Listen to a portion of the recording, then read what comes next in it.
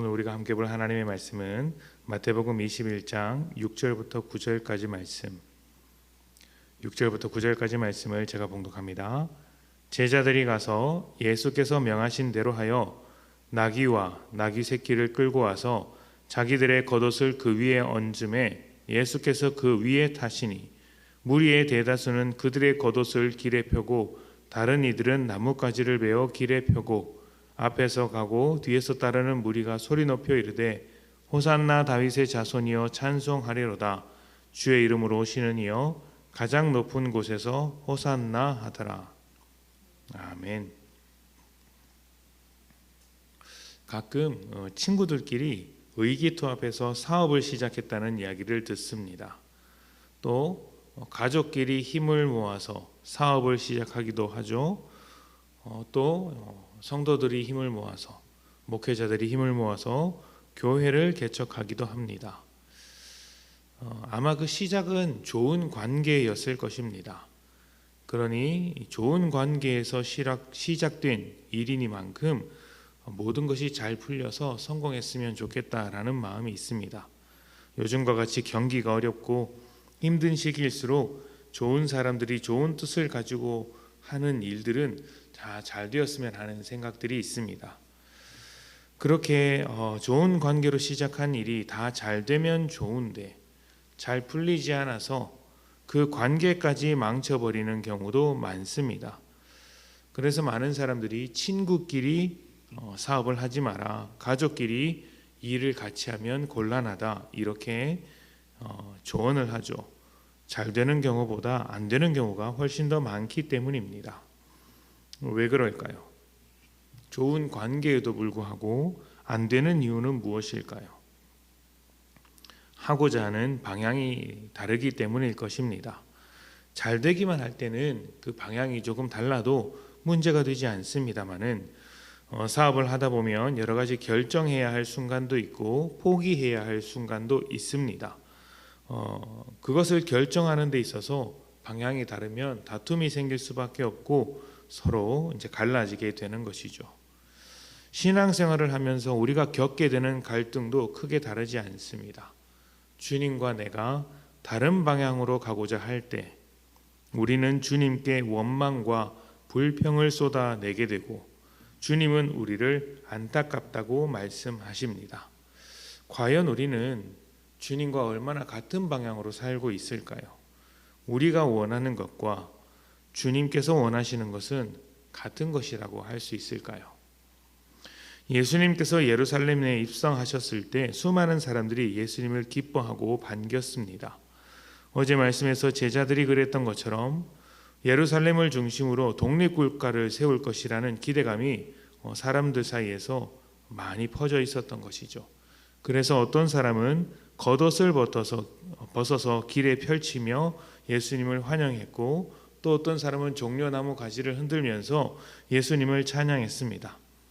이 장면만 보면 예수님을 따르는 사람들이 많고 예수님이 하시는 일에 적극적으로 동참하며 순종하는 사람들, 충성하는 사람들이 많은 것 같습니다. 하지만 이것은 예수님을 따르는 것이 아니라 자기 욕망을 따르는 것이고 예수님이 하실 일을 기뻐하는 것이 아니라 자기의 일이 이루어질 것이라고 생각하며 기뻐하는 것입니다.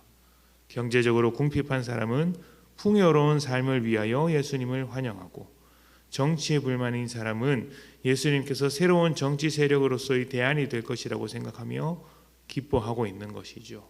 자기 일이 풀리지 않는 사람은 그 일이 잘 풀릴 것이라고 기대하며 또 여러 가지 면에서 자기의 소망과 욕망을 가지고 있는 사람들은 예수님께서 그 모든 것을 이루어 주실 것이라고 기대하면서 예수님을 환영하고 있는 것입니다.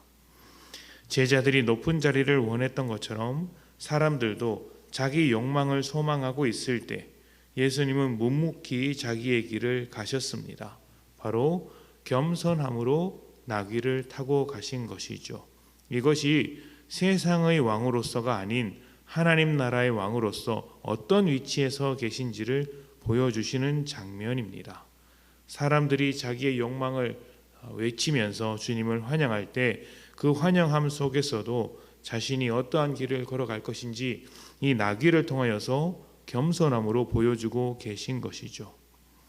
자기 욕망을 따르던 사람들, 자기 소망을 가지고 예수님을 바라보았던 사람들, 또 높은 자리를 원하며 예수님께서 그 높은 자리를 주실 것이라고 생각했던 제자들, 그 모든 사람들은 예수님께서 십자가에 달려 죽으시는 순간 예수님을 버리고 도망갔습니다.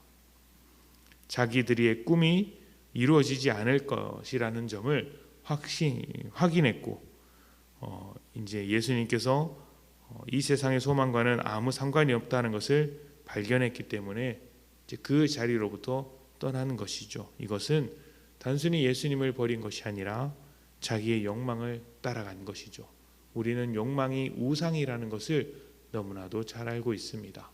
우상을 선택하고 예수를 버린 것이죠. 그것이 온 세상 사람들이 십자가에서 저지른 행위인 것입니다. 십자가는 자기 자리를 포기하고 하나님의 뜻을 이루는 자리인데, 자기를 붙잡으려는 수많은 사람들, 모든 사람들이 십자가를 받아들일 수 없었던 것입니다. 우상을 받아들일지언정 하나님을 받아들일 수 없었고 예수님을 받아들일 수 없었던 것입니다. 우리는 어떻을까요?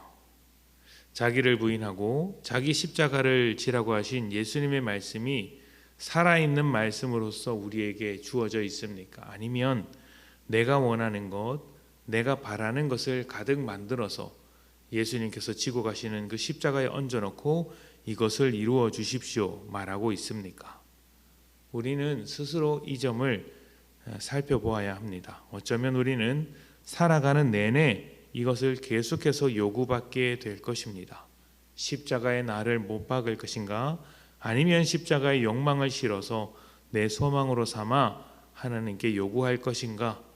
이 두 가지를 계속해서 우리 심령 가운데 결정하게 될 텐데, 십자가에 나를 못 박는 인생, 그렇게 결정하는 사람들은 주님과 동행하는 삶, 주님 곁에서 끝까지 머무는 삶을 살아갈 것이고, 십자가 위에 욕망을 담아 그것을 이루어 달라고 요청하는 삶은, 욕망을 소망으로 삼는 삶은 언젠가 주님과 갈라지는 순간이 오게 될 것입니다. 세상 모든 사람들이 주님을 십자가에 못 박았던 것처럼 그런 순간을 마주하게 될 것입니다. 바라기는 우리 모두가 주님께 초점을 맞춰서 주님과만 동행하는 그런 여러분들이 되시기를 축복합니다. 함께 기도합시다.